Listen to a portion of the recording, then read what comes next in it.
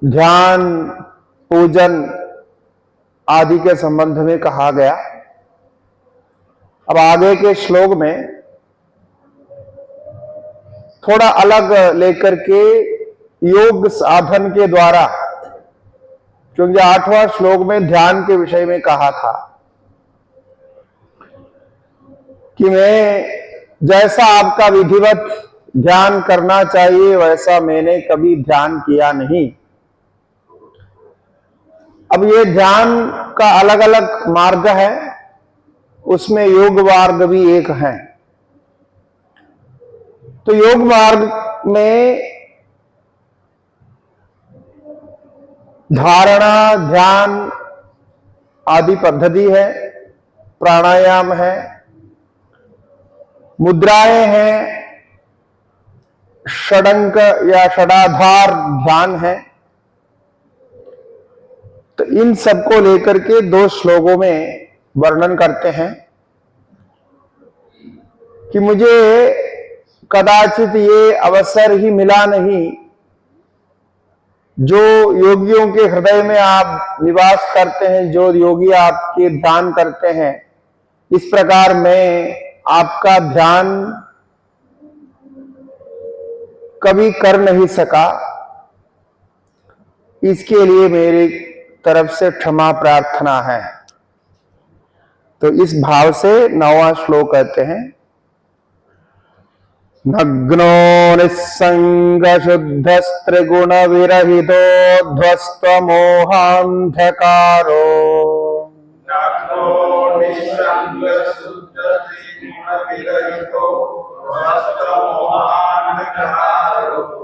नासाग्रन्यस्तदृष्टिर्विदित भवगुणो नैव दृष्टः कदाचित्।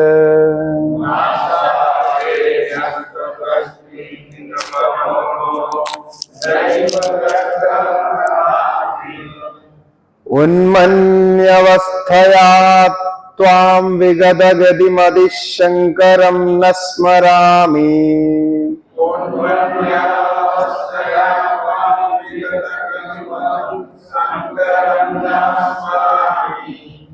क्षन्तव्यो मे परातः शिव शिव शिव भो श्रीमहादेव शंभो।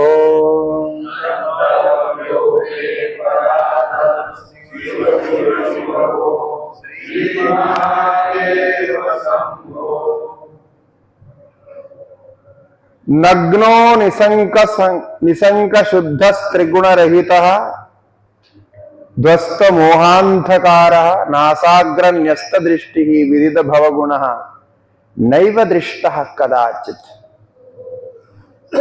आपको इस प्रकार से ध्यान करके देखना चाहिए था, किंतु कदाचित कभी भी मैंने ऐसा नहीं किया।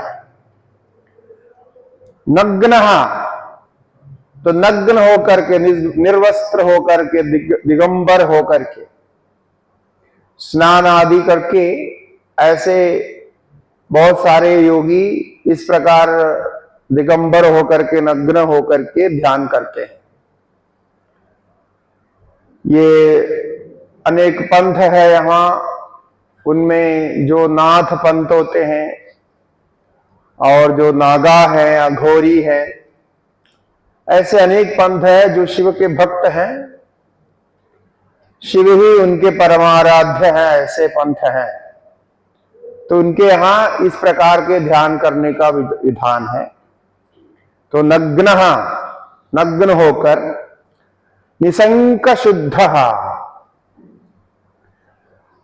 शुद्ध है, पूर्ण रूप से शुद्ध है। किस प्रकार? किसी का कोई संक नहीं करते हुए। तो संक यानी संबंध, किसी से कोई संबंध, कोई विषय का संबंध हो, अन्य कोई संबंध हो, तो ऐसा निसंक होते हुआ, निसंक का अर्थ असंक है, असंक शुद्ध है।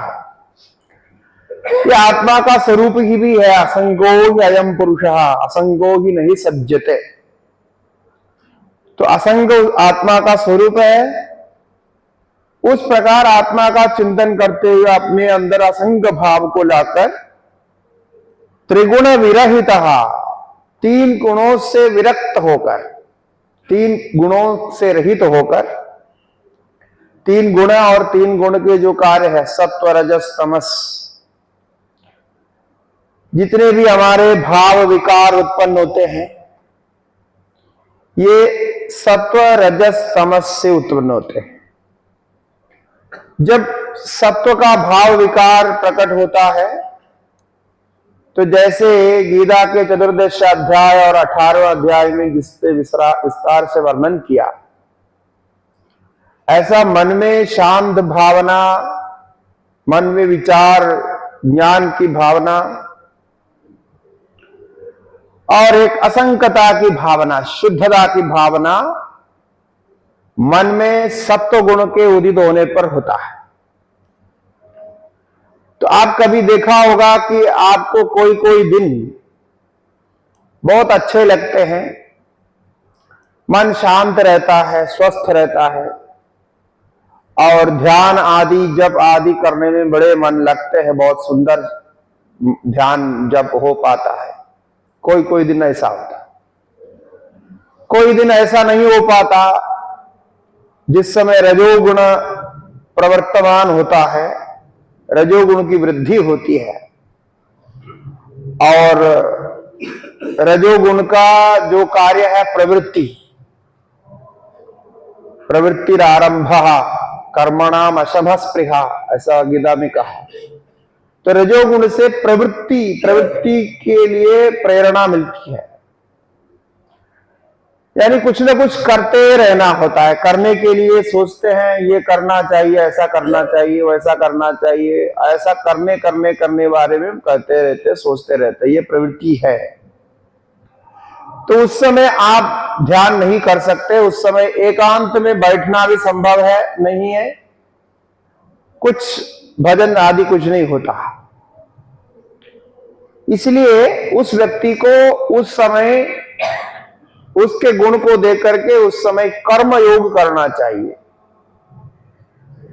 क्योंकि आरुक्षोर मुनेर योगम कर्म कारणम उच्यते योगारूढ़स्य तस्यैव शमक कारणम उच्यते, ऐसा भगवान ने बिल्कुल व्यवस्थित रूप से कहा कि जब कर्म में प्रवृत्ति है, प्रवृत्तिशील होता है मन, उस समय मन को कितना भी रोकने का प्रयास करो, एकांतवास करो, ध्यान करने का प्रयास करो, असंभव है, नहीं होता है। इसके लिए व्यर्थ समय व्यतीत नहीं करना चाहिए। उस व्यक्ति को उस समय कोई प्रवृत्ति में, यानी कोई कर्म योग में, कोई सेवा कार्य में अथवा पूजा पाठ करने में, भगवान के लिए कुछ करना है तो उस दृष्टि से मंदिर आदि में सेवा हो, नहीं तो कुछ भी नहीं है तो बगीचा में कुछ काम करना हो, तो उस प्रकार के कर्म करना चाहिए, क्योंकि वो रजोगुण का कार्य होता है। प्राय दिन के समय मन ऐसा रहता है और तमोगुण जब आता है आलस हो जाता है, आलस्य आता है और निद्रा की भावना होती है और कुछ करने का मन नहीं होता है, बिल्कुल निद्रा को प्राप्त करते हैं, सो जाने की इच्छा होती है। तो उस समय ये तीसरा गुण काम कर रहा है। ऐसा ये तीनों गुण अपने अपने कार्य को करते हैं, ये तीनों गुण आवश्यक है, तीनों गुण के बिना आपका जीवन नहीं चलेगा। तीनों गुण का यथावत समय समय पर कार्य आवश्यक है। तो ये कहा कि अब ये जो विरक्त है वो तीनों गुण से अतीत होकर के त्रिगुणातीत का चिंतन करता है, गुणातीत भाव के बारे में चिंतन करता है। तो जैसा 14 अध्याय में पूछा अर्जुन ने और द्वितीय अध्याय में भी जो पूछा है, इस प्रकार की स्थिति उनके प्राप्त होती है। गुणातीत कैसा होता है? तो त्रीन गुणान अतीतो भवति प्रभो, ऐसा पूछा था। तो यही त्रिगुणातीत की स्थिति का अभ्यास करता है योगी। ध्वस्त्व मोहांधकारो, मोह रूप अज्ञान रूप अंधकार को ध्वस्त करता है। आपने कभी सोचा ये अज्ञान को अंधकार, अंधकार काला काला क्यों कहते हैं? तमस, अज्ञान क्या वो काला कर में रहता है क्या? अज्ञान को सर्वत्र ऐसा कहा गया। क्यों ऐसा कहते होंगे? अच्छा, क्या अभी अज्ञान को आपने देखा है क्या? अज्ञान कैसा होता है? नहीं देखा। तो अज्ञान को देखा नहीं है, अज्ञान का रंग भी पता नहीं, तो इसको निवारण कैसे करेंगे? इसको निकालेंगे कैसे? तब तो पहले ये बताओ कि आप अज्ञानी है कि ज्ञानी है? ज्ञानी? अज्ञानी? वो भी है। अज्ञानी है कि ज्ञानी है? अज्ञानी है ना। तो आपके पास अज्ञान है, ये मतलब हो गया। अज्ञानी का मतलब होता है अज्ञानी जिसके पास रहता है। हाँ, थोड़ा उसमें दोनों में थोड़ा थोड़ा है। हाँ, मतलब बहुत मुश्किल होता है, पूरा अज्ञानी मानना बड़ा मुश्किल होता है, कोई नहीं मानता। अज्ञानी अपने को माने ना, बहुत कठिन है। और ज्ञानी है ये पढ़ता भी नहीं, तो वो भी मानना मुश्किल है। तो चलो अज्ञानी अभी फिलहाल मान लो थोड़ा भी है अज्ञान। ये अज्ञान रहता कहाँ है? कहीं तो रहता होगा आपके पास। यदि अज्ञान है, कहाँ रहता होगा? मन में रहता है। अच्छा, तो मन में रहता है किंतु आप देखा नहीं उसको, ऐसा है। तो मन में जो जो आता है तो वो तो दिखाई पड़ता है? नहीं दिखाई पड़ता। मन में कोई आप सोचते हैं, मन में कोई विचार आता है, किसी विषय का रूप कुछ आता है, तो वो तो दिखाई पड़ता है? नहीं दिखाई पड़ता है? दिखाई तो पड़ता है। तो आप बोलते हैं ना मेरे मन में ये आ गया और मेरे मन में ये अभी नहीं आया, नहीं आ रहा है, इसे सब मालूम होता है। इसका मतलब मन को आप देख रहे हैं और वहां ऑब्जेक्ट जो दिखाई देता है वो दिखाई देता है। तेरी मन में अज्ञान करके कोई वस्तु है तो देखना तो चाहिए, ये भूत है, अज्ञान है, भूत जैसा। और उसके लिए सर्वत्र शास्त्र में रंग बोला है अंधकार, तमो अंधकार, मोहा अंधकार, तमहा, ये शब्द प्रयोग है। तमस्व अज्ञानजम विद्धि मोहनम सर्व प्राणिनाम का गीता में। तमस्व अज्ञानजम विद्धि, अज्ञान से उत्पन्न होता है तमस, ऐसा कहा। तो आप ये तो स्वीकार कर रहे हैं अज्ञान तो है कहीं ना कहीं। अब वो कहां हो सकता है? मन में ही हो सकता है, ये तो मानना पड़ेगा, किंतु वो दिखाई नहीं दिया अभी तक।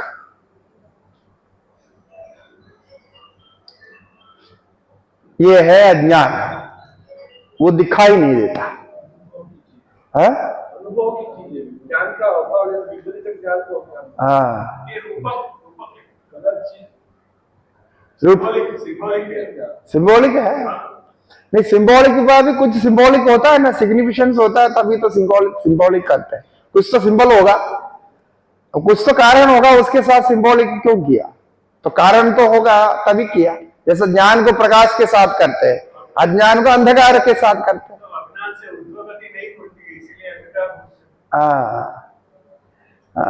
वो भी है। ऐसा है कि अज्ञान का कभी दर्शन नहीं होगा आपको, अज्ञान का पता ही नहीं चलेगा। ऐसा है अज्ञान। इसलिए आपको अज्ञान का अभी तक मालूम नहीं पड़ा, ये ठीक ही है, वो मालूम नहीं पड़ता है। अच्छा, फिर अभी इसका निवारण कैसे करेंगे जब मालूम ही नहीं पड़ेगा? उसका कोई अता पता या एड्रेस पता ही मालूम नहीं है, तो निवारण कैसे करेंगे? इसीलिए जो जो आप उसके निवारण के लिए करने जाते हैं, करते जाते हैं, उसको सब अज्ञान खा लेता है, ग्रस लेता है। वो अज्ञान उसी को भी अज्ञान बना देता है। तो अज्ञान का कोई पता नहीं हुआ, अभी तक पता नहीं हुआ, फिर भी आप अपने को अज्ञानी मान रहे हैं, तो ये बहुत बड़ी बात है। बहुत वेदांत के बहुत सिद्धांत सब कुछ उसमें है, तो इसलिए वो बहुत लंबा बोलना पड़ेगा, लेकिन मैं शॉर्ट में बोलता हूं। अज्ञान का कभी ज्ञान नहीं होगा, क्योंकि वो ऐसा है, आप अंधेरा को जानना चाहते हैं, अंधेरा, रात की अंधेरा होती है, तो आपने सोचा कि अंधेरा को जान लेंगे, अंधेरा क्या है, और जानने के लिए हाथ में एक टॉर्च लिया और बाहर निकला। किसको जानने के लिए? अंधेरा को जानने के लिए टॉर्च लेके बाहर निकला। तो अंधेरा जा सकता है क्या? नहीं। जहां टॉर्च लगाएंगे वहां से अंधेरा भाग जाएगा। तो टॉर्च लगा के कभी अंधेरा को नहीं जान सकते। अर्थात जब आप अज्ञान का विचार करेंगे, अज्ञान क्या है, तो जहां तक आपका विचार जाएगा वहां से अज्ञान भाग जाएगा। तो आपके विचार को वो सहन नहीं कर सकता। जैसा टॉर्च के लाइट को अंधेरा सहन नहीं कर सकता, वो लाइट आते ही अंधेरा भाग जाता है, ऐसी स्थिति है। इसलिए अंधेरा को कितना भी आप खोजने के प्रयास करो, अज्ञान क्या है क्या है क्या है पता नहीं चलेगा, लेकिन आपको लगता है, आपका अनुभव होता है कि हम अज्ञानी है। इसलिए अभी तक आपने अज्ञान को ठीक करने के लिए जो भी प्रयास किया वो सारे व्यर्थ चला गया, क्योंकि वो अज्ञान में लगेगा ही नहीं। वो कहीं और तीर मार रहे आप। ऐसा है अज्ञान, इसीलिए इसको अंधेरा कहते हैं। अर्थात जो ज्ञान के लिए, विचार के लिए सहयोगी नहीं है, उसका नाम तमस है। अब रात के तमस को हम तमस कहते हैं क्योंकि हमको प्रकाश के बारे में मालूम है, इसलिए। नहीं तो आप यूं सोचो कि कभी आपने प्रकाश को देखा ही नहीं, प्रकाश पता ही नहीं आपको। ऐसा हो तो तब क्या होगा कि अंधेरा भी अंधेरा है मालूम नहीं पड़ेगा। तो प्रकाश को आपने देखा है, आपने देखा प्रकाश में बहुत कुछ दिखाई पड़ता है, कलर वलर दिखाई पड़ता है, रूप दिखाई पड़ता है, कार्य होते हैं, सब कुछ अच्छा रहता है। और अंधेरा में वो सब नहीं होता है, अंधेरा पूरा छाया हुआ रहता है, उधर कोई विषय दिखाई नहीं पड़ता। इसीलिए विषय को माने अर्थात ज्ञान को रोकने वाला, ज्ञान का बाधक जो भाव है, जो कार्य है, जो भी अवस्था है, उसको हम तमस अज्ञान कहते हैं। वो काला ही है ऐसा कोई जरूरी नहीं है, काला हो ऐसा जरूरी नहीं। वो तमस का मतलब काला है ऐसा अर्थ है ही नहीं। तमस का मतलब ज्ञान का विरोधी, यानी ज्ञान को होने नहीं देता, ज्ञान विचार को प्रवृत्त होने नहीं देता। उसमें एक उदाहरण के रूप में ये रात के अंधेरा और कालापन इत्यादि को कह सकते हैं। यदि काला को ही तमस कहेंगे और काला को ही अज्ञान कहेंगे, अज्ञान का रंग काला है ऐसा कहेंगे, तब तो बड़ा दोष होगा। तो जितने जितने काले वस्तु हैं सारे अज्ञान के हो जाएंगे, ऐसा नहीं है। अज्ञान से कोई मतलब नहीं उसका। तमस का अर्थ है कि ज्ञान के प्रतिरोधी, ज्ञान के बाधक, वो ज्ञान को कवर करता है, व्हीलिंग करता है, कवर करता है। फिर उसको आपको साधन के द्वारा उस कवर को खोलना पड़ता है, विचार को खोलना पड़ता है। तो विचार को रोकने वाला जो होगा, विचार के बाधक जो होता है, उसको कहेंगे तमस। तो दोस्तों मोहांधकार, मोह रूप जो अंधकार है वो दुष्ट हो गया, यानी जिसके विचार खुल गए, विवेक खुल गए हैं। अब तमोगुण के द्वारा विवेक में कोई बाधा नहीं आती। इसके लिए आपको नित्य कर्म आदि विधिवत करते रहना चाहिए, भोजन विहार आदि करना चाहिए, तब जो है आपके मन में स्वस्थता रहेगी, विचार निरंतर प्रवृत्त होता रहेगा, तमस नहीं आएगा। तो उस प्रकार के जीवन अपनाने से ऐसा होगा। ऐसा योगी लोग करते हैं, इसलिए वो भोजन आदि भी कम करते हैं, निद्रा को भी बहुत संयमित रखते हैं, और निरंतर प्राणायाम अभ्यास आदि करते हैं जिससे तमोवृत्ति ना आए।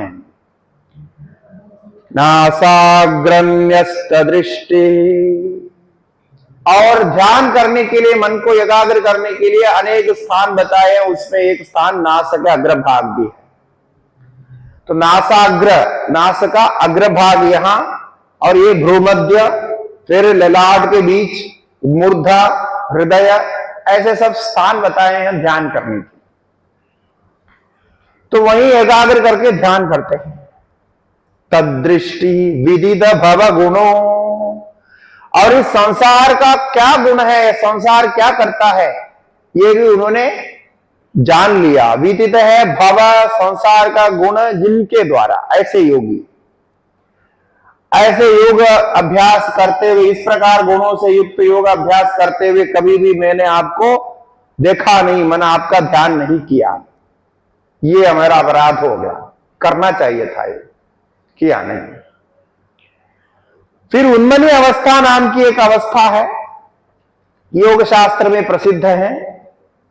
मन के ऊपर की स्थिति, एक उन्मनी मुद्रा भी है, जो आंख को ऊपर करके, अंदर करके, भ्रूमध्य में या ललाट के दृष्टि लगा करके, फिर प्राण के ऊपर ऊपर खींच करके ऐसे बैठते हैं, मुद्रा है, उसका नाम है उन्मनी मुद्रा। उन्मनी मुद्रा, तो उन्मनी मुद्रा में उन्मनी अवस्था, ये योग शास्त्रों में, तंत्र शास्त्रों में बहुत प्रसिद्ध है ये।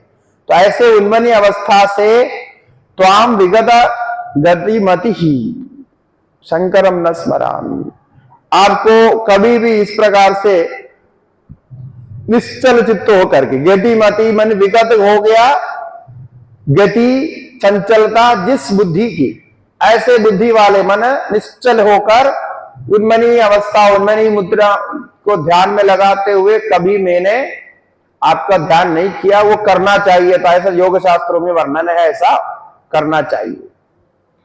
तो उन्मनी अवस्था प्रैक्टिस करने के लिए वो कुछ खेजरी मुद्रा आदि नाम से मुद्राएं हैं वहां, वो जिह्वा को काट के जिह्वा को लंबा करते हैं। हमारे जो जीभ है, जीभ को नीचे से काटेंगे, जो होता है नीचे के जो बंधन होता है, जो जीभ को हिसाब से बांध करके रखते हैं, फिर इसको इधर उधर हिलने लेता है, नहीं तो आप वाचाल कैसे हो सकते, बग बग नहीं कर सकते, वो तो एक ही जगह बैठे।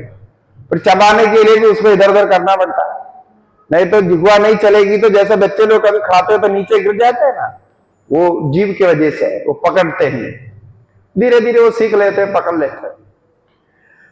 तो ये जीभ को नीचे से, ये जो इसका क्या बोलते हैं वो चूचला, वो जो बंदर नीचे से दिखता है वो, उसको धीरे धीरे से छेदन करेंगे, वो मक्खन लगा करके ब्लेड से काट काट करके वो पूरा लंबा करेंगे, और लंबा करके उसको खींच करके इधर तक लाएंगे। अभी हमारा तो उधर तक नहीं आता है, तो ये यहां से धीरे धीरे खींचेगा, फिर यहां तक लाएंगे, भ्रूमध्य तक। और लाने के बाद में इस जीभ को उल्टा करके अंदर लगा के, अंदर से ऊपर तरफ लगा, वो अंदर से वो छेद जो होता है ना ऊपर नाक के तरफ, एक लटकता हुआ छेद है, उसको बंद कर देते हैं, अंदर से वो बंद करेंगे, और फिर आंख को ऊपर करेंगे, फिर प्राण को, नाभि को, ये सब अंदर खींच करके फिर वो प्राण को भी ऊपर करेंगे, ऐसा करके बैठते हैं। फिर मन इधर उधर जाता नहीं। आप ऐसे ही जीव को मोड़ करके देखो, रखो करके देखो, मन एकाग्र होता है। मन एकाग्र होगा, मन बंद हो जाएगा, तो फिर शांति से बैठ सकता है। तो कुछ भी आपको बाहर का कोई डिस्टर्बेंस, कुछ भी प्रवृत्त नहीं करेगा, ऐसा होगा। इसके लिए ये बड़े प्रयत्न करते हैं योगी लोग, जो हठ योग करते हैं ना, बहुत मुश्किल होता है, काफी जो है उसमें अभ्यास करना होता है, बहुत काल तक अभ्यास करना होता है, किंतु करने के बाद कुल मिला के क्या निकलेगा वो बात अलग है, लेकिन बहुत लंबा समय तक अभ्यास करना पड़ता, तब आपको एक कुछ कुछ सिद्धियां प्राप्त हो जाएंगी। और उन्मनी अवस्था आदि सिद्धि प्राप्त होने से यदि 3 घंटे तक इस प्रकार के पकड़ करके कोई बैठ सकता है, तो उसको भूख प्यास नहीं लगेगी, भूख प्यास बंद हो जाएगा। क्योंकि जो दिमाग से जो रस निकलता है जिसको हम अमृत रस बोलते हैं, उस अमृत रस को ये रोकता है। अभी जो हमारा अमृत रस है वो गिर के पेट में जाके हजम होके नष्ट होता है। उस रस को रोकेगा तो आपको प्यास भी नहीं लगेगा, भूख भी नहीं लगेगी, कई दिन तक बिना भोजन से रह सकते।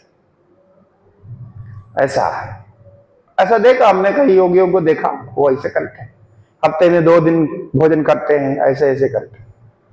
फिर कई क्रियाएं होती है उसमें, जैसे आप नवली आदि क्रिया करते हैं, इस प्रकार से वो आंत को पूरा साफ करते हैं और प्राण के द्वारा ही जीवन चलाते हैं, तो उनको भी भोजन की आवश्यकता नहीं होती है।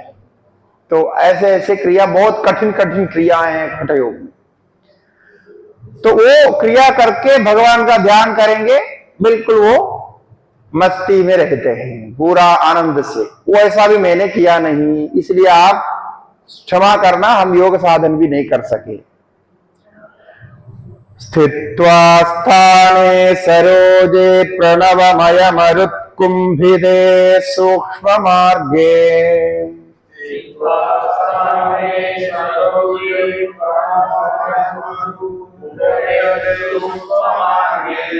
शांते स्वांते प्रलीने प्रकटित विभवे दिव्य रूपे शिवाख्ये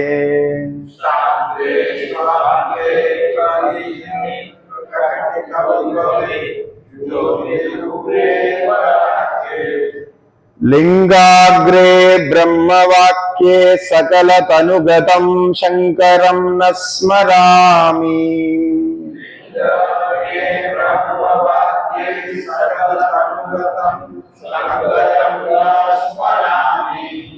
छंदव्यो में पराध शिव शिव शिव भो श्री महादेव शंभो।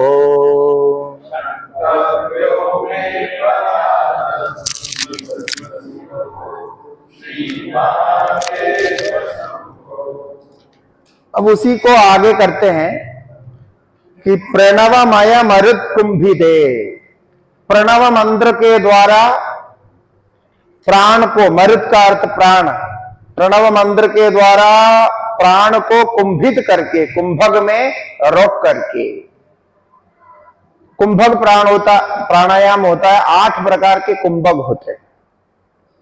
ये हठयोग में है अष्टकुंभक। तो इन कुंभक प्राणायामों को करके वायु को रोकना है, और वो धीरे धीरे अभ्यास करके वायु को रोका जा सकता है। ऐसा निरंतर अभ्यास करने से फिर केवल कुंभक में पहुंचते हैं, यानी प्राण अपने आप रोकने लगता है और अनायास बिना श्वासोच्छ्वास रह सकता है। तो जब श्वासोच्छ्वास कम होगा तो क्या होगा? मन कम होगा, मन का काम करना कम होगा। मन को चलाने वाला ये श्वासोच्छ्वास है। हठयोग प्रदीपिके में कहा, चले वादे चलम चित्तम निश्चले निश्चलम भवे तस्मा सर्व प्रयत्नेन प्राणायामम सदा कुर्यात्। कोई मन को रोकना चाहता है, सबसे आसान तरीका है, आप प्राणायाम के द्वारा रोक सकते हैं। चले वादे चलम चित्त, क्योंकि जब मन चलता है तो प्राण चलता है, प्राण चलता है तो मन चलता है। तो प्राण के द्वारा मन को पकड़ना बड़ा आसान होता है। इसलिए जब भी आप ध्यान में बैठेंगे, पहले प्राणायाम, प्राण को ठीक करना है, प्राण की गति को धीरे से कम करना, जैसा हमने का अभ्यास किया था प्राणायाम का ध्यान में। ये सबसे बढ़िया तरीका है और इसका कोई साइड इफेक्ट नहीं, सब कर सकते, बच्चे से लेकर बुढ़े तक सभी लोग कर सकते। बाकी जो कुंभक आदि क्रिया है वो सबके लिए नहीं। आप अभी कुंभक पकड़ के बैठेंगे तो फिर बेहोश होकर गिर जाएंगे, पता नहीं क्या क्या हो जाए, हार्ट अटैक भी हो सकता है, बहुत मुश्किल है। इसीलिए कहीं से कुछ सुन करके, कहीं से देखे, टीवी में देखे करना नहीं। वो टीवी में दिखाने वाले अपने पैसा कमाने के लिए सब दिखाते रहते हैं और सबके लिए करना नहीं होता है। इसमें व्यक्ति का अलग अलग होता है, पहले उसका सब कुछ देखना पड़ता है कैसा कैसा है। सब लोग प्राणायाम नहीं कर सकते, लेकिन ये जो श्वास ऊपर नीचे चल रहा है, चल ही तो रहा है, श्वास तो बंद नहीं है, तो उसको थोड़ा धीमी गति से करना ये तो आसान होता है। अब सीधा बैठ जाओ और धीरे से प्राण को बाहर छोड़ो, धीरे से अंदर, जितना धीरे ले सकते हो उतना। सीधा बैठना इसलिए आवश्यक है क्योंकि हमारा फेफड़ा जो है ना, जो लंग है, वो पूरा तरह ठीक से काम कर सके, और पेट में कुछ ज्यादा खाया पिया नहीं होना चाहिए। सुबह उठ करके पेट साफ होना चाहिए। यदि पेट साफ नहीं है तो प्राणायाम नहीं करना चाहिए। यदि पेट साफ नहीं है, आप प्राणायाम किया तो वो बहुत कुछ कॉम्प्लिकेशन क्रिएट करता है, क्योंकि वो पेट के जो वायु है, गैस है, वो आपके फेफड़े में ऊपर चले जाएंगे, हृदय में चला जाएगा, दिमाग में ऊपर चले जाएगा, और वो ब्लड में जाएगा, ब्लड में जाकर बीपी बढ़ाएगा, और उसके बाद और भी रोग आ सकता है, आपको सिर दर्द आएगा, फिर चक्कर आ सकता है, बहुत कुछ हो सकता है। क्योंकि ये जो पेट में जो गैस बनता है, ये सामान्य गैस नहीं, ये भयंकर गैस होते हैं। इससे आपको पता है, इससे आग लगाई जा सकती है। बायोगैस होता है, एसिड बहुत स्ट्रॉन्ग होते हैं। मतलब आप देखो, इतने इतने मोटे छोटे जो आप रोटी रटी जो खा रहे हैं ना, इसको सब वो पचा रहे हैं, तो सामान्य गैस, सामान्य अग्नि से, एसिड से नहीं हो सकता, वो पचेगा नहीं। अब क्या क्या डाल देते हैं अंदर, आइसक्रीम वाइसक्रीम सब, और आजकल क्या क्या होता है, वो क्या बोलते हैं वो, हाँ, पिज्जा गुजा क्या क्या बना करके वो कैसे कैसे बनाता, वो तो ऐसे रखने पर भी वो सड़ता नहीं, ऐसे चीजों को अंदर डालते हैं, और इसको सड़ाने में वो बेचारा पेट कितना बड़ा परिश्रम करता है। क्या क्या और डाल दिया, और वो आपको शाप देगा, फिर वो नाराज होता है, फिर वो काम करना बंद कर देता, बोलते हैं हम देखो तुम क्या करें, तब ये चिल्लाने लगता है, अरे हजम नहीं हो रहा है, गैस हो रहा है, पता नहीं क्या हो रहा है, ऐसा करके चिल्लाने लगता है। तो उसको थोड़ा संभालना चाहिए ना मर्यादा से। अब वो मर्यादा से बाहर हो गया तो नाराज होना ही है उसको। और वो हम ऐश्वर्य भूत प्राणी नाम नहीं हुआ सकता, भगवान ने कहा हम स्वयं वहां बैठे हुए हैं, तुम क्या क्या कचरा इधर डाल रहे हो, तो ये देखना चाहिए। ऐसा एसिड वहां है, आप कच्चा डाल देते हैं, पक्का डाल देते हैं, और पकौड़ा वकौड़ा बना के तेल में फ्राई करके डाल देते हैं। अब देखो, पकौड़ा बना के रखने से 2-3 हफ्ते तक, 4 हफ्ते तक वैसे वैसे रहता है, बाहर रखेंगे तो नहीं रहता है, खराब नहीं होता, तेल में फ्राई किया हुआ कैसे खराब, ऐसे के वैसे रहेगा, और फंगस आता है बहुत बाद में। अब वैसे चीज को आप अंदर डाल रहे हैं और पेट को 2-3 घंटे में उसको हजम करना है, तो आप समय का हिसाब देख लो कितना मुश्किल होता है। फिर भी वो कर देता है, चलो हमारा आदमी है, क्या करना है, तो मदद कर लेता है, तो मदद तो करता है, लेकिन ज्यादा तंग करेंगे तो नहीं करेगा। इसीलिए ये जो अंड संड सब जो है ना, नहीं खाना चाहिए। और अभी जो सब्जियां आ रही है, जैसे टमाटर जैसे सब्जी है, इसमें इतनी दवाई डाल देते खराब नहीं होने के लिए। आप ऐसे ही बाहर रखो, पहले टमाटर 2-3 दिन में सड़ जाता था, पानी आने लगता सड़ जाता। आजकल का टमाटर कभी नहीं सड़ता, जो का त्यों रहता है। इसका मतलब क्या है, पूरा केमिकल डाला, उसको बीज से ही स्प्रे करके, इंजेक्शन करके सब बनाया हुआ, नहीं सड़ने के लिए, क्योंकि वो सब जगह पहुंचाना है, व्यापारियों को सब जगह उसको पहुंचाना है, तो सड़ गया तो कैसे पहुंचे। अब वही चीज को काट के आप खा रहे हैं, तो पेट में जाकर के भी वो सड़ेगा नहीं, क्योंकि भगवान ने जो पेट का हिसाब से जो बनाया ना, वो आपके जो केमिकल, ये जो पेस्टिसाइड इत्यादि जो प्रयोग करते हैं, उसको हजम करने के लिए नहीं बनाया, क्योंकि जब भगवान ने बनाया तो ये था ही नहीं, उसको हजम नहीं कर सकते पेट के हिसाब से। अब हो सकता है 2-3 मतलब 100 साल बाद में वो फिर ऐसा बन करके आएगा, वो पेस्टिसाइड को भी खत्म कर सकता, मतलब विष को भी खत्म करेगा, ऐसा हो सकता है। यदि होगा तो पता नहीं कैसा होगा, लेकिन अब ऐसा नहीं है। तो भगवान ने तो वो बनाया जो भगवान की सृष्टि में सामान्य रूप से होता है, जो आप खा सकते हैं, वो उसको हजम करने की दृष्टि से बनाया है पेट। उसमें ये सारे आप डालते हो तो वो नहीं हजम कर सकता। तो फिर ये कोई क्रिया भी नहीं हो सकती है, प्राणायाम भी नहीं हो सकता, एकाग्रता भी नहीं हो सकती है, सब कुछ नहीं हो सकता। आपका पेट साफ नहीं हुआ तो आपको पता ही है कुछ दिन कुछ नहीं चलेगा, क्योंकि वो शरीर के जो है तमस को बढ़ाता है, पूरे सिस्टम को इम्बैलेंस करता है, और धीरे धीरे आपके मन पर उसका असर होगा और मन में चिड़चिड़ाव हो जाएगा। चिड़चिड़ाव समझते हैं ना, कोई कुछ बोला तुरंत चिढ़ जाता, अरे कैसे होता, ऐसा नहीं होता। वो सबको ना करने लगता है, गुस्सा करने लगता है, अपने पत्नी से भी झगड़ा करेगा, बेटे से भी झगड़ा करेगा। प्रॉब्लम कुछ नहीं है, पेट खराब है। क्या पत्नी से भी झगड़ा करेगा? हाँ, पत्नी से भी बोला, पति से भी। हाँ, अच्छा, पति से भी झगड़ा करेगा, पत्नी से भी झगड़ा, तो सब करता है, वो सबके लिए है। अब वो हम बार बार दोनों के याद नहीं रखते हैं, इसलिए इधर उधर हो जाता। तो आप समझ लेना, एक तरफ बोला तो दोनों तरफ समझ लेना, ठीक है। हाँ नहीं, बात सही है, बात सही है। नहीं, हमारा कहने का अर्थ है कि दोनों तरफ, क्योंकि हमको थोड़ा समय भी तो बराबर रखना है। अब सब दोनों तरफ बोलेंगे तो डबल टाइम लगेगा, तो इसीलिए आप सब समझ लेना, एक बोला तो दोनों ही है ऐसा, क्योंकि हमारा कोई पक्षपात नहीं है।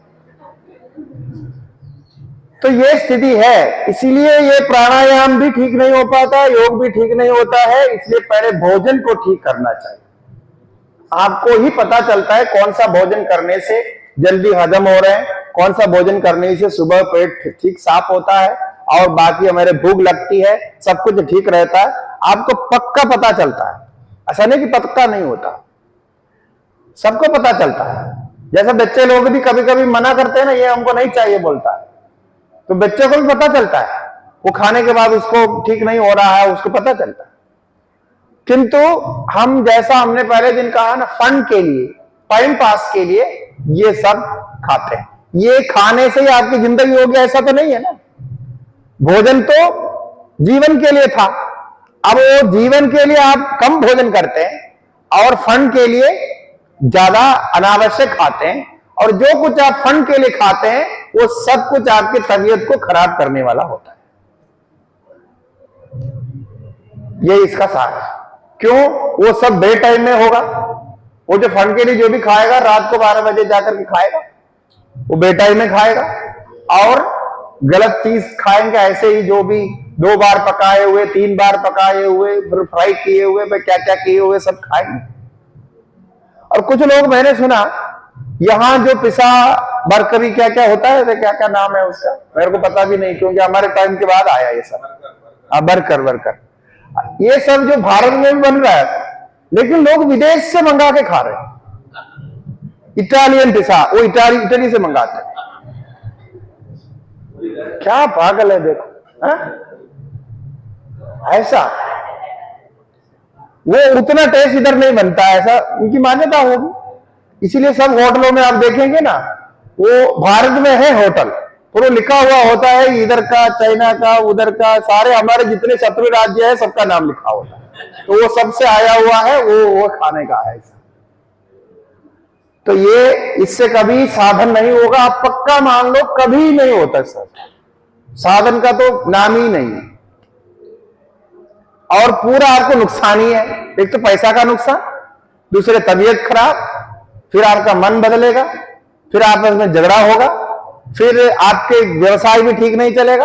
आप ऑफिस में जाके बैठेंगे, ऑफिस वालों से भी सब गड़बड़ करेगा, छिड़काव तो गुस्सा है तो चिड़चिड़ाव का स्वभाव होगा, और वहां भी बिगड़ेगा, फिर सब कुछ बिगड़ेगा, बहुत कुछ मुश्किल होगा। इसलिए सामान्य बात नहीं, बहुत आवश्यक है। इसलिए प्राणायाम के द्वारा कुंभित करके सरोजे स्थाने स्थित्वा, सरोज मन ये जो चक्र है, चक्र में सब कमल है, सरोज मन कमल होता है, तो अलग अलग चक्र में प्राण को प्रवेश करा करके सूक्ष्म मार्गे, सुषुम्ना के मार्ग में, इडा पिंगला सुषुम्ना 3 नाड़ियां हैं हमारे रीढ़ के हड्डी में, उनमें जो सुषुम्ना नाड़ी है, उस नाड़ी से प्राण को आवेश करके उसमें प्रवेश कराकर शांदे स्वांदे प्रलीने प्रकटित विभवे दिव्य रूपे शिवाख्य।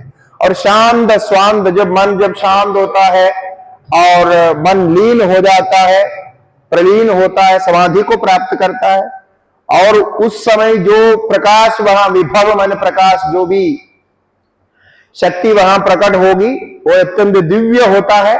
और उस दिव्य शक्ति में, दिव्य आकार में आपका रूप प्रकट होगा, शिवाख्य, शिव रूप जो प्रकट होगा, उस पर मुझे ध्यान करना चाहिए था, वो नहीं किया। इतना परिश्रम मैंने किया ही नहीं।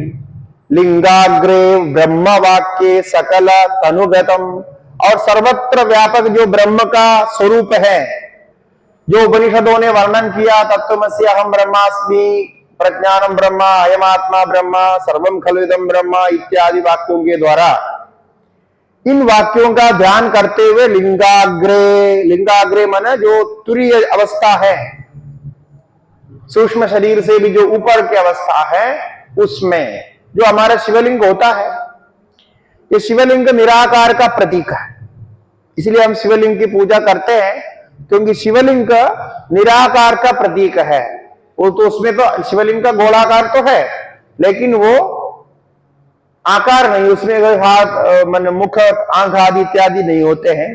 तो निराकार का वो प्रतीक मानकर उससे जो ऊपर, जो शिवलिंग के जो उच्च स्थान है, मूर्धा का जो स्थान है, जहां हम बिल्वपत्र चढ़ाते हैं, अभिषेक करते हैं, वो इसी भावना से करते हैं कि हम वो निराकार को साकार बनाकर उस निराकार तुरीय अवस्था में लिंगाग्र में अभिषेक कर रहे हैं, हम पूजन कर रहे हैं, उनको मान रहे हैं, इसी भाव से वहां करते हैं।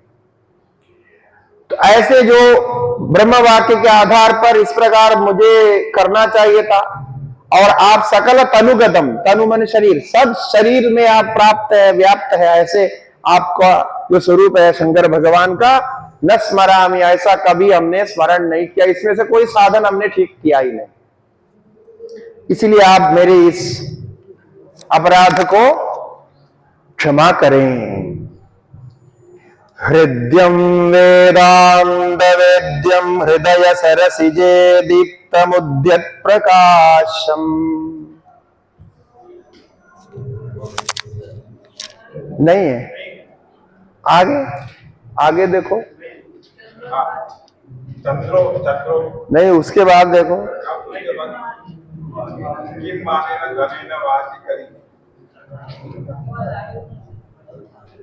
आपके पास कितने कितने श्लोक है कुल? हाँ, तब तो नहीं होगा, हमारे पास 15 है। हृद्यम वेदांत वेद्यम हृदय सरसिजे दीप्तमुद्यत प्रकाशम सत्यम शांत स्वरूपम सकल मुनि मन पद्मषण्डैक वेद्यम जाग्रत स्वप्ने सुषुप्तौ त्रिगुण विरहितं शंकरं न स्मरामि क्षन्तव्यो मे पराध शिव शिव शिव भो श्री महादेव शंभो। हमारे इस दूसरे प्रति में भी वो है, इसका मतलब ये आपको लिखना पड़ेगा, क्योंकि इसमें भी हृदयम के जगह पे, मतलब इसी श्लोक में 11वां श्लोक वहां इसमें भी है, दूसरे प्रति है ये तो हमने ये पाठ भेद देखने के लिए लाया था, तो उसमें भी है इसमें भी है, तो इसका मतलब ये है, और ये बहुत इंपॉर्टेंट है, वेदांत के ही वाक्य इसमें बोल रहे हैं। अब योग का 2 बोल दिया, योग साधना के संबंध में, हाँ नहीं वो बाद में इसमें से दे करके वो पोस्ट कर दें। तो ये कहते हैं हृदयम वेदांत वेद्यम हृदय सरसिजे। अभी वेदांत चिंतन करना चाहिए था, वो सबका कर्तव्य है। कुछ लोग समझते हैं ये वेदांत चिंतन इत्यादि जो है साधुओं का काम है, अब वही वेदांत पढ़ते हैं, पढ़ाते हैं और चिंतन करते हैं। हमारा काम तो बस कथा करना, कथा सुनना, भक्ति करना, भजन करना, फिर नाचना गाना, यही हमारा काम है। ये कुछ लोग समझते हैं ऐसा, किंतु नहीं है। आप जिस स्तर पे, जिस प्रकार से आपको, जैसा हमने पहले कहा, आपको साधन अच्छा लग रहा है वैसा तो करो, तो कोई बात नहीं, लेकिन वेदांत तो भी आपको जानना ही चाहिए। हम सब जो भारत के वासी है ना, भारतवासी, जो भारत में जन्म लेते हैं, भारतवासी, हम सब वैदिक होते हैं। भारत में जन्म लिए सभी लोग वैदिक है। सनातन को मानते हो नहीं मानते हो तो अलग बात है, वो वेद के अधीन है। इसमें सभी वर्ग, सभी जाति, सभी वर्ण, सभी देश के, सभी राज्य के, सभी प्रांत के सभी लोग आते हैं, ये सब वैदिक ही है। कुछ लोगों को वैदिक कर्म करने का है विधान, और कुछ लोग वैदिक होते हुए भी वैदिक कर्मों सीधा नहीं करते हुए उनके सहायता करते हैं। तो वेद से संबंधित हम सब है। वैदिक का मतलब वेद से संबंधित, वेद को मानने वाले, वेद जो कहा उसी को ही जीने वाले, यही हमारा सनातन धर्म का मतलब है। उसमें नियम संहिता, मनुस्मृति आदि नियम संहिता जो बोला उसके अनुसार आप जिएंगे तो ठीक है। वो सारा यदि नहीं पालन भी करते हैं तो आप थोड़ा बहुत तो पालन करते ही है, उसके बिना तो भारत में जी ही नहीं सकते। थोड़ा बहुत तो पालन करना ही पड़ेगा। और जो उत्सव आदि आते हैं, कुछ तो उत्सव को, थोड़ा बहुत उत्सव भी तो आप मनाते ही। जो भक्त नहीं होते वो भी मनाते हैं। हमारे यहां दक्षिण में आप सुना होगा, एक ओणम करके उत्सव है। हाँ, वो विशेष करके केरल का विशेष उत्सव है ओणम। अब ओणम ऐसा है, ये तो सनातन के उत्सव है। ओणम की कथा ऐसा है कि जो बलि है ना, बलि और वामन अवतार ही ओणम है। वामन अवतार लेता है और बलि को मोक्ष देता है, पाताल में भेजता है। ये जो कथा के आधार पर उसी दिन होता है, वो द्वादशी के दिन, वामन अवतार के दिन ये मनाते हैं। वो तिथि नक्षत्र देकर के करते हैं तो कभी एक दिन आगे पीछे हो जाता है, किंतु ये ऐसा उत्सव है, वहां के सभी लोग इसको मनाते हैं। वहां के क्रिश्चियन हो, मुसलमान हो, फिर कोई भी जाति का हो, कोई भी प्रांत का हो, उस समय यदि आप केरल जाएंगे तो तब पता चलेगा कि सभी मनाते हैं। ऐसा नहीं कि नहीं मनाते, सब मनाते। जैसे हिंदू करते वैसे करते, पूजा पाठ नहीं करते, वो छोड़ करके बाकी सब मनाते हैं। वो तो उसमें कोई विरोध नहीं होता। ये इसलिए कि वो उत्सव है। अब सारे देश उत्सव मना रहे हैं तो वो लोग कैसे अलग रह सकते हैं। अब दूसरी समस्या क्या है, जो बच्चे होते हैं, अब बच्चे तो रोकने से नहीं रुकते हैं, क्योंकि बच्चों का बहुत सारा खेल होता था। तो जब हम लोग खेलते थे तो सभी बच्चे आते थे, जो दूसरे धर्म के भी वो बच्चे भी आते थे, सब मिलकर के खेलते, उसमें कोई भेदभाव नहीं। ऐसा होता है। इसका मतलब कुछ कुछ उत्सव मानते हैं। जैसे दीपावली है, दीपावली को भी बहुत लोग मानते हैं। जैसे बॉम्बे आदि में जाएंगे दीपावली तो सभी लोग मनाते हैं, सब मिलकर के मनते हैं। ऐसा होता है। इसीलिए भारत में जब निवास कर रहे हैं, निवासी हो गया, भारत में जन्मा, तो कुछ ना कुछ तो आप मानेंगे ही, मनाएंगे ही।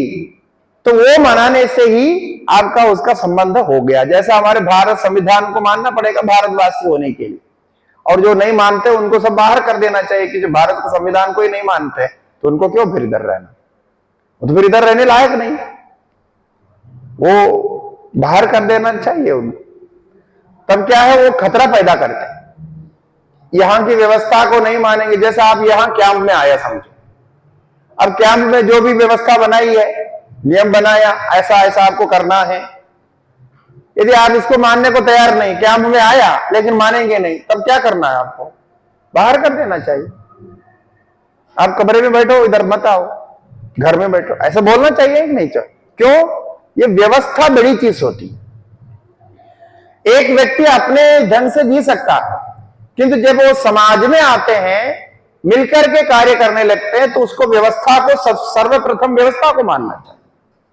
अब मुझे टाइम दिया गया, अब हमको समय में आकर के आपको प्रवचन करना, अब मैं बोलूंगा नहीं, मैं कभी एक समय आऊंगा, दूसरे समय दूसरे आऊंगा, तो कभी विलंब से आऊंगा, कभी जल्दी आऊंगा, तो क्या व्यवस्था बनेगी क्या?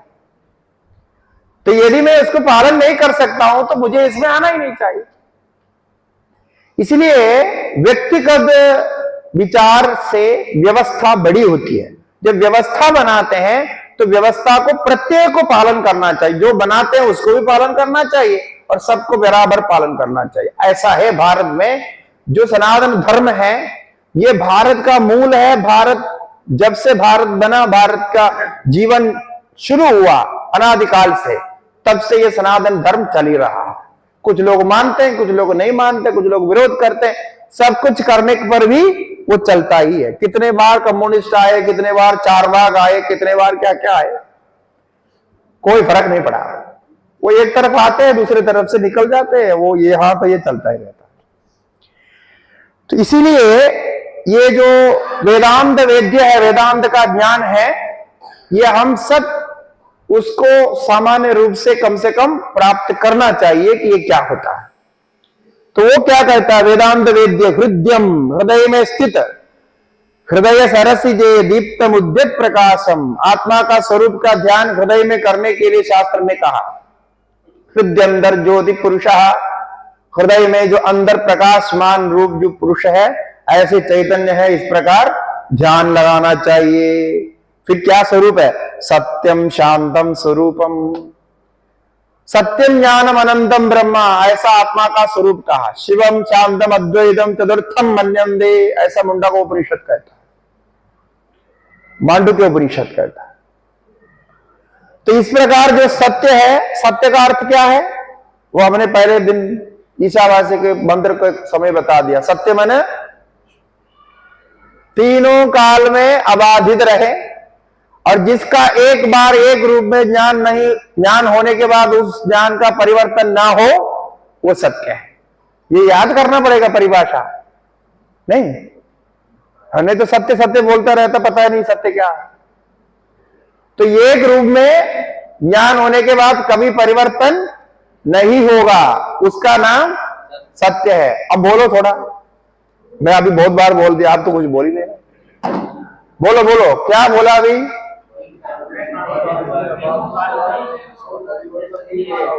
हाँ, जिसको जिस रूप में जाना उस रूप का कभी परिवर्तन नहीं होता, उस ज्ञान का भी परिवर्तन नहीं होता, वो सत्य है।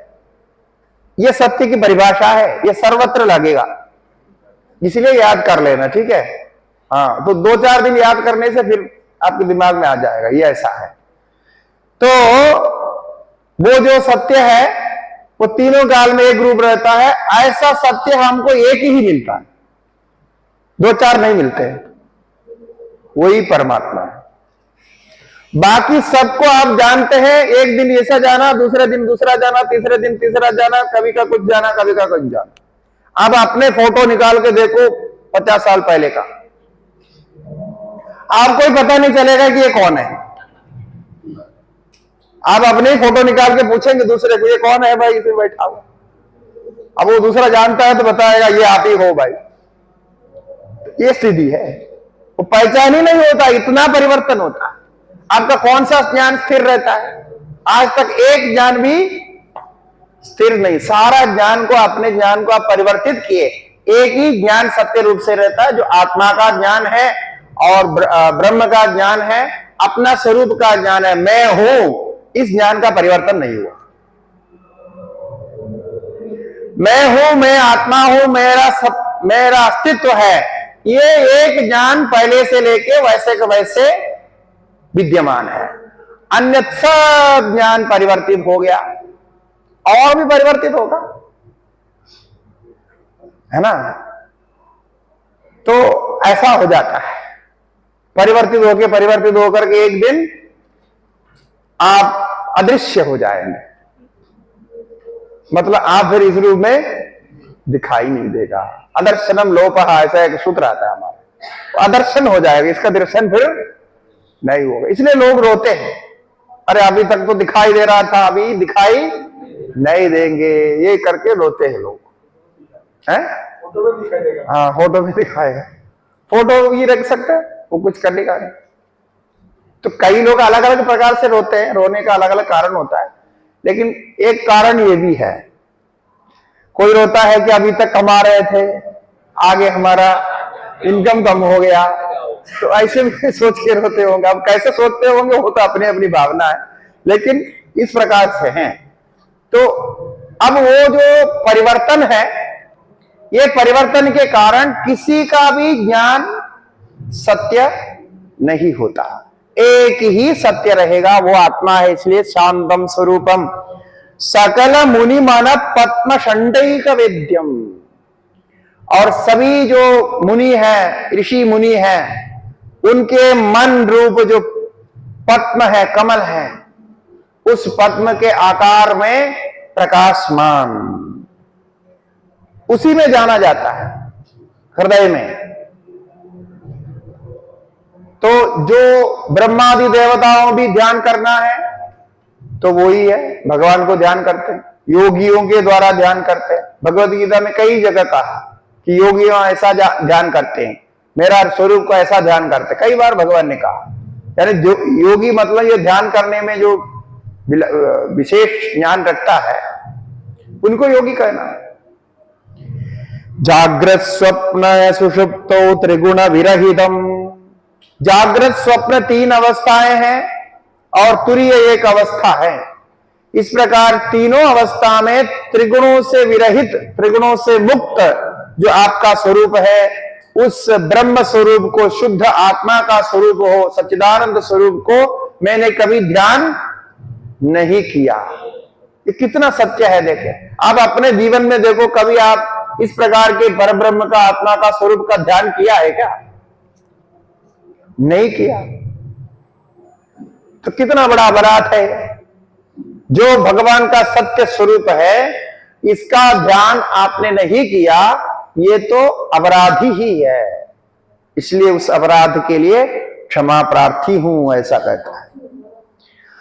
चंद्रोद्भासित शेखरे स्मर हरे गंगाधरे शंकरे।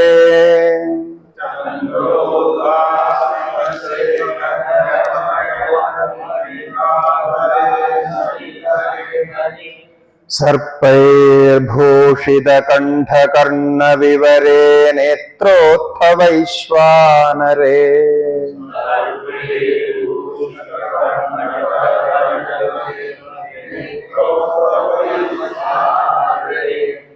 दंडित्वकृत सुंदरांबरधरे त्रैलोक्यसारे हरे।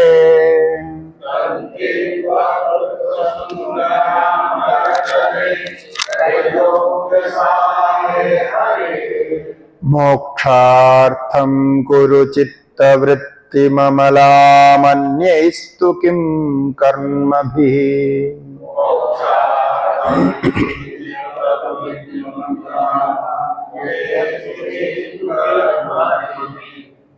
अब यहां तक जो वर्णन किया, क्षमापण किया, क्षमापण की प्रक्रिया यहां समाप्त हो गई है।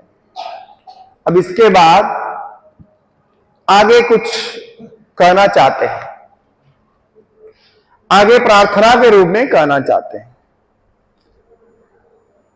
उसके लिए पहले साकार रूप का वर्णन करते हैं। जो शिव की हम पूजा करते हैं, शिव की दो प्रकार की पूजा होती है। शिवलिंग में पूजा होती है और शिव की मूर्ति और भाव चित्र बना करके भी पूजा होती है। दोनों प्रकार की पूजा है। तो इसमें जो भाव चित्र बनाते हैं, शिव का जो आकार का वर्णन शास्त्रों में मिलता है, उसमें क्या क्या है उसी का वर्णन यहां किया है। चंद्रोद्भासित शेखरे, अपने जटा मुकुट में भगवान ने चंद्रमा को, भासित चमकने वाले द्वितीय चंद्रमा को धारण किया हुआ है। तो चंद्र उद्भासिते शेखरे, चंद्र उद्भासित है जिसके शेखर में, शेखर मन मुकुट, जो ऊपर के भाग जटा, जटा बांध के उसके ऊपर चंद्रमा को धारण किए हुए। इसका क्या महत्व है, क्या अर्थ है, क्यों भगवान ने चंद्रमा को सिर में धारण किया। तो ऐसे देवियों का भी रूप है जहां चंद्रमा का धारण मिलता है। राजराजेश्वरी आदि देवी के रूप है, त्रिपुरा सुंदरी है, ये सब देवियों के रूप में भी ये सब मिलता है। देखिए चंद्रमा का पहला तो चंद्रमा मन का प्रतीक है। चंद्रमा और मन का दोनों का संबंध होता है। चंद्रमा मनसो जातश्चक्षो सूर्यो अजायत, ऐसा पुरुष सूक्त में आता है। और भी जगह बहुत सारे मन की देवता के रूप में चंद्रमा को कहा गया है। तो आपका मन यदि चंचल है, मन में कुछ समस्या है, तो चंद्रमा का ध्यान करना चाहिए और चंद्रमा को तृप्त करने वाला जो जो कर्म विधान किया उसको करना चाहिए और शिव की पूजा करनी चाहिए। यदि मानसिक रोग है, मन संबंधी कोई भी व्यथा है, दुख है, टेंशन है, डिप्रेशन है, कुछ भी प्रॉब्लम है, तो सबसे उत्तम शिव पूजा है। उसमें भी सामान्य रूप से पंचाक्षरी मंत्र का प्रयोग कर सकते हैं। जब आदि करना है, थोड़ा मंत्र दीक्षा विधि से लेकर के करे तो बहुत अच्छा होता है। ये जो पंचाक्षरी मंत्र है ना, इसमें केवल 5 ही अक्षर है, बहुत सरल मंत्र है, किंतु इसका बहुत गहरा अर्थ है,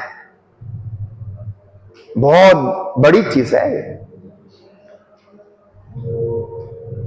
ये जो पंचाक्षरी मंत्र है, इस मंत्र के ऊपर भगवत्पाद शंकराचार्य जी के प्रथम शिष्य है पद्मपाद आचार्य जी। पद्मपाद आचार्य की व्याख्या है ये शिव पंचाक्षरी मंत्र पर। क्या अद्भुत व्याख्या किया, एक एक अक्षर को लेकर कहां से क्या क्या उसने जोड़ा। इसको मंत्रराज भाष्य ऐसा कहते हैं, मंत्रराज व्याख्या। यानी आपको 5 अक्षर में इतने सरल दिखने वाले मंत्र में सारे वेदांत का सार, सारे विश्व का सार और उसका अलग अलग कॉम्बिनेशन, नमा का क्या अर्थ, मकार का क्या अर्थ, शिकार का क्या अर्थ, ऐसा क्या। पंचाक्षरी मंत्र एक श्लोक तो है ही, भाष्यकार ने, शंकराचार्य जी ने भी बनाया, किंतु ये ऐसा नहीं है, बहुत गहराई से इसकी व्याख्या की है। कभी जब कोई अवसर होगा तो एक बार हम करेंगे इसके ऊपर, क्योंकि इसको बहुत लोग नहीं जानते हैं। ऐसा पद्मपाद आचार्य की एक व्याख्या पंचाक्षरी मंत्र पर है, ये इतना प्रसिद्ध नहीं है और वो व्याख्या भी सामान्य दृष्टि से जो विद्वान लोग हैं वो समझ नहीं सकते। उसके लिए व्याकरण शास्त्र इत्यादि का गहन पांडित्य चाहिए, तब जाकर के वो उसमें कैसा कैसा अर्थ निकाला ये पता चलेगा, उसकी व्याख्या मालूम होगी। श्लोकों में बनाया हुआ है, छोटा है, ज्यादा बड़ा नहीं है, और 28-29 से कितने श्लोक है उसमें, लेकिन अद्भुत है। पंचाक्षरी मंत्र पर इतने विस्तार से कहीं नहीं और व्याख्या मिलती है। तो ऐसा कोई मंत्र लेकर आप भगवान की आराधना करेंगे तो मन में शांति आ जाएगी। ये सामान्य है, कभी भी आपको मन में होगा, आप किसी भी देवी देवता, किसी की भी भक्त हो, शिव का मंत्र करना चाहिए, क्योंकि वो चंद्रमा को ऊपर लगाने का मतलब वो है। फिर चंद्रमा की जो कला है, 15 कलाएं होती है चंद्रमा की, 16वीं कला पूर्ण कला मानते हैं। तो 16 कलाएं, षोडश कला, इसका मतलब पूर्णिमा तक जो कलाएं बढ़ती जाती है और उसके बाद घटती जाती है। इसमें जो द्वितीय कला का मतलब है कि प्रथम कला दिखाई नहीं पड़ती है, ये एक प्रकार अव्यक्त होती है। प्रतिपदा के दिन चंद्रमा बहुत मुश्किल दिखता है, किंतु द्वितीया से तो दिखने लगते हैं। उसका यह संकेत है कि द्वितीय चंद्रमा का धारण का मतलब है कि आपका मन उतने सूक्ष्म और एकाग्र होना चाहिए। तो वो चंद्रमा का जो आकार से द्वितीय चंद्र से दिखा रहे हैं, आपके मन सूक्ष्म होना चाहिए, एकाग्र होना चाहिए, और उस एकाग्रता में भगवान का दर्शन होगा। और भी बहुत कुछ अर्थ है इसका कि चंद्रमा पूरे ज्योतिष सृष्टि को दिखाता है। ज्योतिष सृष्टि, जितने भी ज्योतिष सृष्टि है, तारे, सूर्य आदि सबका एक प्रतीक है चंद्रमा, और शांति का भी प्रतीक है, प्रेम का भी प्रतीक है। ऐसा सब चंद्रमा की विशेषता। ऐसे चंद्रमा को चंद्रोद्भासित शेखरे, तो इसीलिए जब भी आप मूर्ति भगवान के आकार का दर्शन करते हैं ना, तो सबसे पहले चंद्रमा का दर्शन करना चाहिए। यानी फोटो में जब आप दर्शन करते हैं, चंद्रमा का दर्शन करना चाहिए, ऐसा कहते हैं हमारे बुजुर्ग लोग, ऐसा कहते हैं, ताकि आपके मन उसमें प्रसन्न हो जाए, शांत हो जाए, एकाग्र हो जाए, उसके बाद भगवान का बाकी रूपों का दर्शन करें। और दूसरा स्मर हरे, स्मर मतलब कामदेव, कामदेव को, कामनाओं को हरने वाला है, इसलिए भगवान का नाम हर है। हर मन हरने वाला, वो हरता है। क्या हरना? आपकी कामनाओं को हर देगा, तो कामनाओं को नष्ट कर देता है। तो काम हर, स्मर हर मन काम हर। गंगाधरे, और गंगा रूप ये पवित्र जो नदी है, विष्णु पद से उतरती हुई, गंगोत्री से उतरती हुई, गंगा सागर तक बहती है जो नदी, ये गंगा नदी, ये गंगा नदी हमारे प्राण हैं। भारतवर्ष के मूल संस्कार का प्रतीक है गंगा नदी। गंगा नदी का वर्णन पता नहीं कहां कहां से लेकर के सभी पुराणों में सर्वत्र गंगा शब्द का उच्चारण ही पवित्रता का प्रतीक है। गंगा जल कह दिया तो वो स्वयं पवित्र होता है। तो अब भारत में गंगोत्री से लेकर के गंगा सागर तक अब भगवा रंग हो गया है। आपको पता होगा, ये गंगा की महिमा है। गंगा ने सब कुछ बदल डाला। तो अभी किसी का हिम्मत नहीं, क्योंकि गंगा जो आशीर्वाद दे देती है, तो भारत का भविष्य सुस्थिर है। अभी गंगोत्री से लेके वहां तक सीधा आराम से गंगा बह रही है। अभी कोई उसमें नहीं डालेगा कुछ, और कोई कलंक कर नहीं सकता, ऐसी हम प्रार्थना करेंगे। तो ऐसी जो गंगा है, उस गंगा को भगवान ने सिर पे धारण करके रखा है। गंगा जल को सिर के धारण। गंगा उनकी एक दूसरी पत्नी है, तो किसी कथा के अनुसार, उसके अनुसार उनको वहां रखे हैं, तो गंगा को जड़ा में बांध के रखा है। तो ऐसे भगवान जब गंगा अवतरित हुई तो भगीरथ संभाल नहीं पाया, ये सब कथा आपको मालूम है। तो शिव जी को बुलाना पड़ा, फिर शिव जी आए, तब शिव जी के सिर पर गंगा प्रकट हुई, और उसके बाद में वो 3 धारा बन करके गंगा अलकनंदा मंदाकिनी तीनों रूप में अलग अलग हो गई, और उसके बाद धरातल पर प्रवाहित हुई। इसलिए गंगा को वहां रखा गया। तो वही गंगाधर है। शंकर, सबको मंगल करने वाले शंकर भगवान, और सर्पैर्भूषित कंठ कर्ण विवरे, उनके कंठों में सर्प का, सांप का आभूषण है, और कर्ण में भी, कर्ण विवर मन कान का जो छेद है, इसमें भी सांप ही आभूषण रूप में लगा है। आप जिस सांप को देखना नहीं चाहते, देख करके डर जाते हैं, उसको भगवान आभूषण बना के रखे हैं। वो क्या दिखाना चाहता है उससे? अरे इससे कोई डरने की बात नहीं, डर मत करो, डरना नहीं चाहिए, मैं तो इसको आभूषण बना कर के रखा हूं। अब वो ऐसे आभूषण है। अब देखो ऐसे आभूषण पहने हुए कोई व्यक्ति को देखिए तो कैसा लगेगा। सांप को माला बना करके रखा, सोना चांदी तो प्रयोग करते ही नहीं शंकर जी, उनको पसंद नहीं, बड़े विरक्त है, वो पकड़ है। तो सर्पेर भूषित कंठ कर्ण विवरे नेत्रोत्थ वैश्वानरे, उनका एक ऊपर का नेत्र है, बीच का वो वैश्वानर है, अग्नि नेत्र है, नेत्रोत्थ वैश्वानरे, तीसरा नेत्र त्रिनेत्र, त्रिनेत्र भगवान है। तो ऐसे वैश्वानर बने अग्नि वहां दीप्यमान है। दंडित्वकृत सुंदरांबर धरे, और जो पहनने का है कपड़ा धोती, वो हाथी का चमड़ा निकाल करके धोती बना रखा, हाथी का चमड़ा। आजकल तो हाथी का चमड़ा नहीं मिलता है, वो फिर पुलिस वाले पकड़ेंगे आपको, फॉरेस्ट वाले, तो कानून विरुद्ध है, लेकिन उस समय ऐसा नहीं था। तो दंडी त्वकृता, दंडी का जो त्वक है उसके द्वारा सुंदराम बरदरे, बहुत बढ़िया जो है चमड़े का बनाया है वस्त्र, वो पहनते हैं, क्योंकि वो ठंड में रहते हैं हिमालय में ना, वो ठंड में ये जो सूती का कपड़ा सारा मिलता नहीं है, और ये पहनने से ठंड भी लगता है, इसीलिए शायद वो चमड़े का कपड़ा बनाया है उन्होंने। चमड़े का कपड़ा बैठना, बर्फ में बैठ सकते, कहीं भी चमड़े के कपड़े में बैठेंगे तो ठंड नहीं लगेगा, इसलिए बनाया।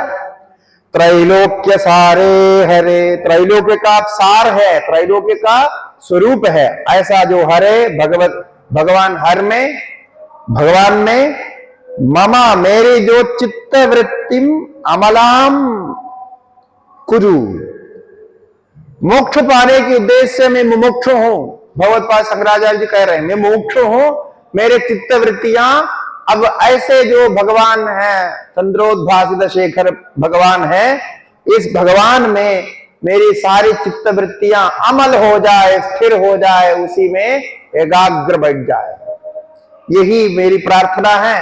किम कर्म भी, और कर्म करके और करके क्या करेंगे। तो आपके कहीं अचलाम भी पाठ हो सकता है, अमलाम अचलाम ये सब पाठ होता है, अर्थ तो एक ही है। तो इस प्रकार मोक्ष के उद्देश्य से मैं भगवान को ध्यान करता रहूं, मेरे चित्त हमेशा भगवान में ही टिके रहें, ऐसी मेरी प्रार्थना है। अन्य कर्मों से अन्य तो किम कर्म भी, अन्य कर्मों से क्या प्रयोजन है, वो अन्य कर्म सारे बंधन में डालने वाले हैं, इसलिए ऐसा करना ही उचित है। तो जितना समय आप इस प्रकार कर सकते हैं उतना समय ऐसा ध्यान लगाना चाहिए, ये वर्णन करते हैं। और आगे 2-3 श्लोक रह गया है। कल हमारा सत्संग प्रक्रिया का अंतिम दिन है, ठीक है ना, परसों ही जा रहे हैं ना। हाँ, तो कल पूरा सत्संग जहां तक होगा, जो होगा, बाकी हमने तो कोई टेका नहीं लिया था कि सारा हम पढ़ा के सुनाएंगे। उन्होंने बोला ये सब सुना रहा है तो हम वो सुना ही रहे हैं आपको, ऐसा तो नहीं किया है ना, सुनाया। अब जहां तक पहुंचेगा जो होगा, पूरा हो सकता है नहीं भी हो सकता। और आज और कल 2 दिन प्रश्नोत्तर होगा, इसलिए जो प्रश्न आपका है अभी बचा हुआ, सारा प्रश्न लिख करके देना, तो वो पूरा प्रश्न का उत्तर देंगे, क्योंकि प्रश्न उत्तर होना आवश्यक है। तो नहीं तो जो हम कह रहे हैं वो सब आपको समझ में आया है कि आप काम में आएगा नहीं पता चलेगा। तो प्रश्न उत्तर भी कर सकते हैं, और जैसा समय रहेगा उस हिसाब से करके पूरा करेंगे। अब देखिए ये 5 दिन में, मतलब कुल मिला के 6 दिन है, तो 6 दिन में आप इतने बड़े बड़े शास्त्रों का अध्ययन किए। बहुत सबसे पहले तो ईशावास्य उपनिषद, फिर श्रीमद् भगवद गीता 15वां अध्याय, और ये शिवापराध क्षमा, और बाद में प्रश्नोत्तर भी हुआ। मतलब प्रतिदिन 4 सत्र चला, 4 है।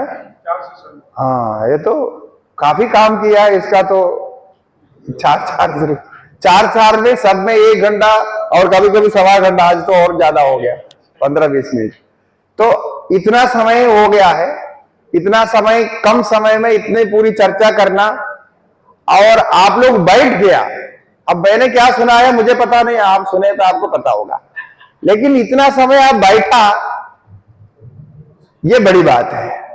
मुझे लगता है यही अपने आप में तपस्या है। तो बीच में आपको कोई नींद आ गई इत्यादि आ गई, वो तो कोई बात नहीं, वो तो कुछ तो एक्स्ट्रा है, लेकिन कम से कम आप आसन में आके बैठे, ये बहुत बड़ी बात है। इसलिए भगवान आपको आशीर्वाद देंगे, थोड़ा ध्यान की वृद्धि अवश्य होगी। ठीक है, हम तो अपॉइंटमेंट तो ऐसा देखेंगे। श्री गुरुभ्यो नमः। हरि